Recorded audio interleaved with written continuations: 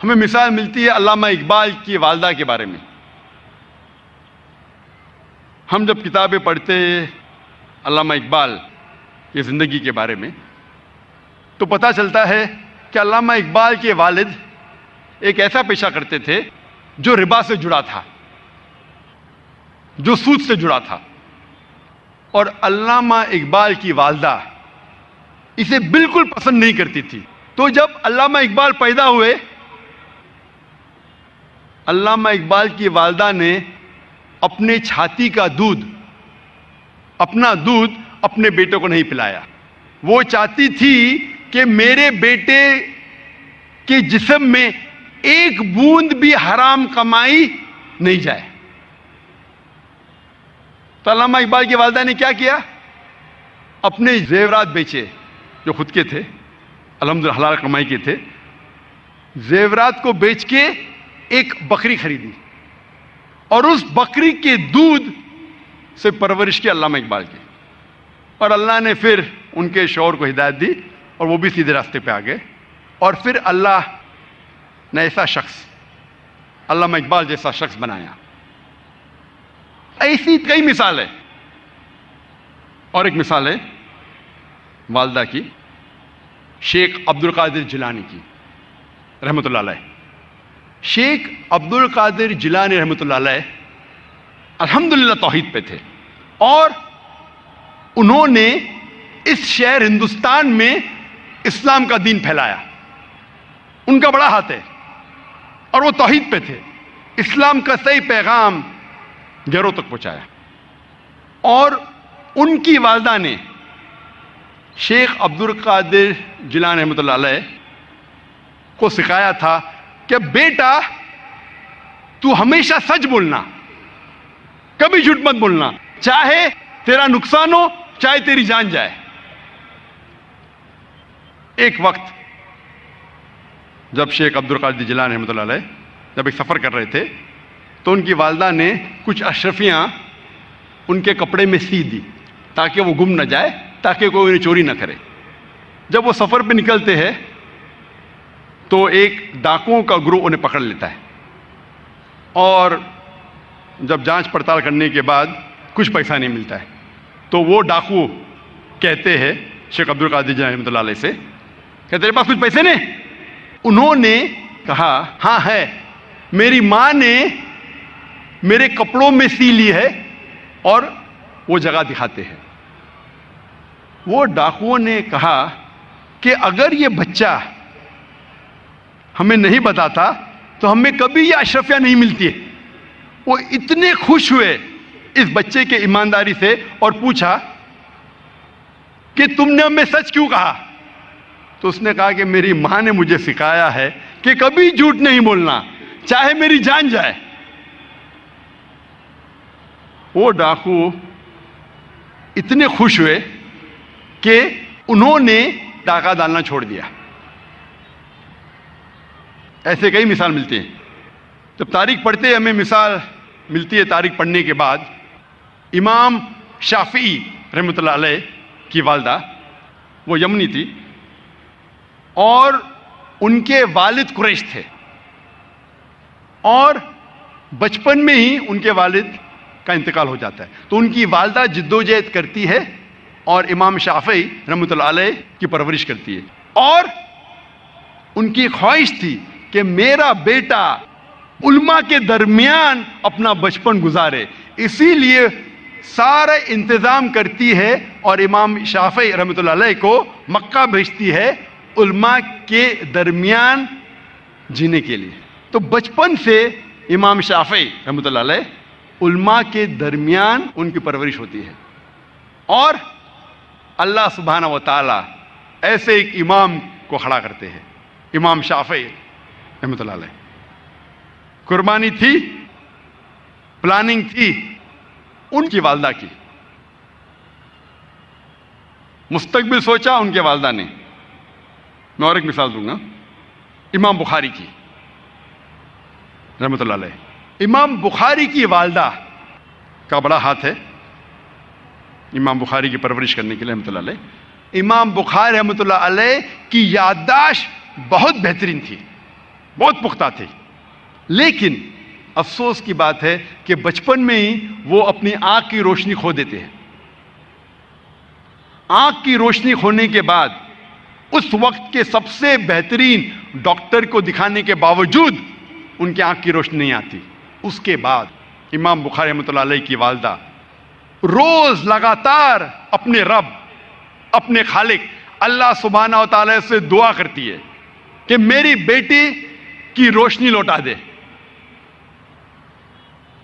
اس کے بعد کئی عرصوں بعد اللہ سبحانہ و تعالی ان کی والدہ کی دعا سنتے اور ان کی والدہ کے خواب میں آتے ہیں حضرت ابراہیم علیہ السلام، اور حضرت ابراہیم علیہ السلام فرماتے کہ تیرے بیٹے کی روشنی لوٹا دی گئی ہے، اور صبح کو امام بخاری رحمۃ اللہ علیہ وہ پھر سے دیکھ سکتے۔ تو یہ مثال ہے والدہ کی، کس طریقے سے انہوں نے اپنے بچوں کی پرورش کی۔ میں اور ایک مثال دوں گا۔ دو لوگ تھے جو آپس میں بہت محبت کرتے تھے، فاروق اور صالحہ۔ اور فاروق اور صالحہ آپس میں محبت کرتے تھے، انہوں نے شادی کی۔ شادی کے 3 مہینے بعد جہاد کا اعلان ہوتا ہے اور فاروق جاتے ہیں جہاد پر۔ جہاد کے جانے سے پہلے وہ اپنی اہلیہ، اپنی بیوی صالحہ کو 30,000 دینار دیتے ہیں۔ 30,000 دینار ایک یوکے کے آدمی نے کیلکولیٹ کیا اور کہا کہ وہ ہوتے 2 ملین پاؤنڈ۔ 2 ملین پاؤنڈ کو میں تبدیل کروں گا روپیے میں، ہو جاتا ہے 15 کروڑ روپیے۔ وہ دیتے ہیں 30,000 دینار، 2 ملین پاؤنڈ، 15 کروڑ روپیے اپنے اہلیہ کو، اور کہتے ہیں کہ اسے محفوظ رکھو، اسے خرچ مت کرو، میں جہاد کے لیے جا رہا ہوں۔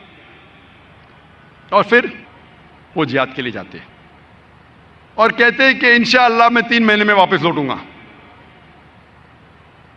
ان کے جانے کے چند مہینے بعد ان کی اہلیہ صالحہ کو ایک بیٹا پیدا ہوتا ہے۔ 1 سال گزرنے کے بعد ان کے شوہر واپس نہیں آتے، 2 سال گزرنے کے بعد واپس نہیں آتے، 2.5 سال بعد ایک شخص آ کے کہتا ہے صالحہ سے کہ میں نے تمہارے شوہر فاروق کو دیکھا کہ وہ گر گئے اور وہ گھائل ہو گئے۔ پھر چند سال گزرتے ہیں، پھر بھی فاروق واپس نہیں آتے، تو اس کی اہلیہ سمجھتی ہے کہ میرے شوہر کا انتقال ہو گیا۔ لیکن 30 سال بعد فاروق واپس مدینہ لوٹتے اور ان کی خواہش تھی کہ میں میری اہلیہ سے ملوں، لیکن وہ بہت پرہیزگار تھے۔ مدینہ میں آنے کے ساتھ سب سے پہلے جاتے مسجد میں نماز پڑھنے کے لیے۔ نماز پڑھنے کے بعد وہ دیکھتے ہیں کہ کئی علماء آپس میں علم کے بارے میں گفتگو کر رہے ہیں، اور ان میں سے ایک نوجوان، تقریباً 30 سال کا نوجوان جس کا نام تھا شیخ عبد الرحمن، وہ سب سے بہترین عالم تھا، وہ اس سے کافی متاثر ہوتے۔ پھر وہ جاتے ہیں اپنے گھر کی طرف۔ جب گھر میں داخل ہوتے ہیں تو اپنی بیوی صالحہ سے ملتے ہیں، وہ دونوں خوشی کے مارے رو پڑتے ہیں۔ اس کے بعد فاروق پوچھتا ہے کہ میرے 30,000 دینار تو محفوظ ہے نا، آپ نے اسے خرچ نہیں کیے؟ تو اس کی اہلیہ پوچھتی ہے آپ گھر آنے کے پہلے مسجد گئے تھے؟ ہاں بالکل صحیح، میں مسجد گیا تھا۔ وہاں آپ نے علماء کو دیکھا؟ ہاں میں دیکھا۔ کیسے؟ بہت اچھے۔ خوشی کی بات ہے کہ اس شہر میں ایسے علماء ہیں۔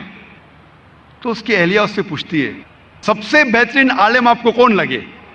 تو فاروق کہتے سب سے بہترین عالم تھے شیخ عبد الرحمن۔